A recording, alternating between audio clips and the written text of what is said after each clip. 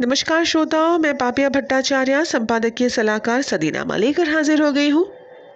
8 फरवरी 2021 का संपादकीय, जिसका शीर्षक है बांध बांध सिर्फ बांध ही नहीं। इसे लिखा है हमारे संपादक जितेंद्र जितांशु ने।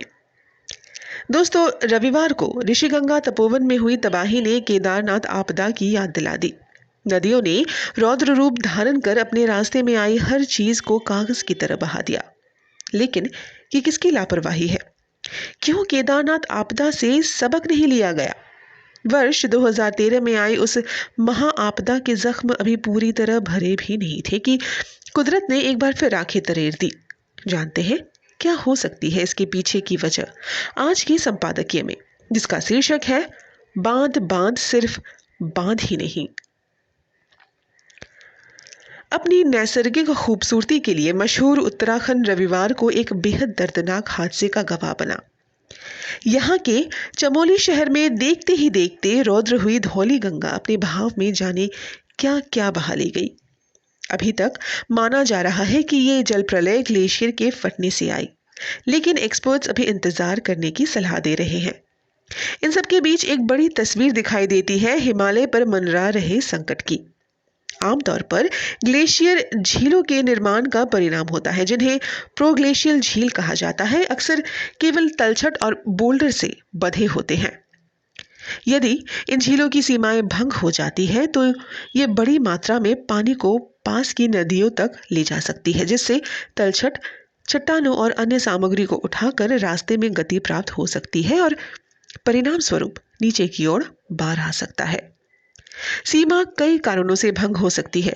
इस विशेष मामले में उदाहरण के लिए 2 दिन पहले इस क्षेत्र में हिमस्खलन की सूचना मिली थी। यह संभव है कि हिमस्खलन या भूस्खलन ने नदी के प्रवाह में बाधा उत्पन्न की या ऊपरी पहाड़ों में धाराएं उत्पन्न हुई, जिसके परिणाम स्वरूप एक जलमग्न बांध जैसी स्थिति पैदा हुई। जब बहते पानी का दबाव बड़ा हो जाता है, जो बांध में संभवतः दूर हो जाता है, जिससे पानी का अचानक जमाव होता है।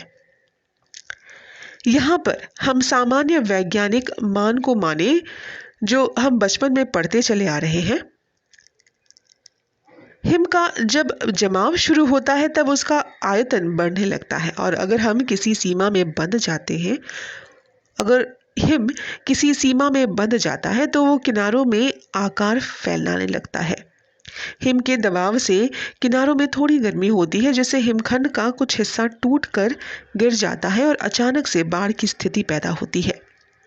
कुछ तथाकथित पर्यावरण वैज्ञानिक जो विकास कार्यों के खिलाफ हमेशा मोर्चा लेकर तैयार रहते हैं, उन्होंने तुरंत ही राज्य सरकार के बांध और विकास कार्यों पर सवाल उठाया। साथ ही साथ सड़क परियोजनाओं पर भी कटाक्ष किया।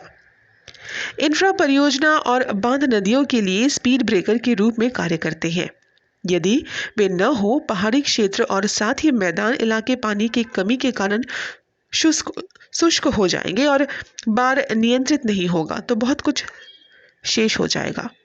भारत में कई बांध सिर्फ बाढ़ नियंत्रण के लिए बनाए जाते हैं और कुछ बिजली उत्पन्न करने के लिए। वैज्ञानिकों को लगता है कि यह घटना किसी ग्लेशियर के टूटने का परिणाम नहीं था। ग्लेशियर के किनारे के पास से बर्फ के कुछ टुकड़े वास्तव में नीचे गिर सकते हैं, लेकिन इनसे कुछ होने वाली कुछ घटनाओं में बड़ी मात्रा में पानी की कमी नहीं होती है। ग्लोबल वार्मिंग दुनिया में सबसे ज्यादा बिकने वाला शब्द है। ये सब मानेंगे थोड़ी ही दिनों में के बाद। आमीन। तो ये था दोस्तों 8 फरवरी 2021 का संपादकीय, जिसका शीर्षक था बांध बांध सिर्फ बांध ही नहीं। इसे लिखा था हमारे संपादक जितेंद्र जितांशु ने। कल एक और नए विषय पर एक नए संपादकीय के साथ हम वापस लौटेंगे। तब तक के लिए नमस्कार।